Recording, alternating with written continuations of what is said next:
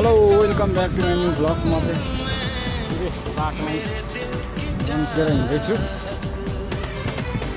त्यहाँ अवस्था र मस्त हिँड्दैछु साथीहरू। म त सानखिनको बाटोमा रन पुग्दैछ साइकल।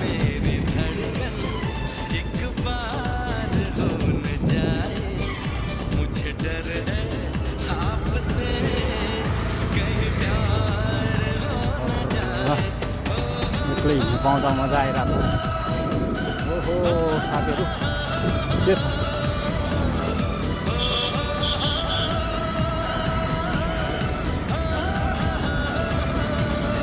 एक्लै हिँड्दैछु है साथीहरू। म चाहिँ साइकलमा यस्तो हालत छ, गुई गुई गुई पाएर आमा दिइरहेको छु।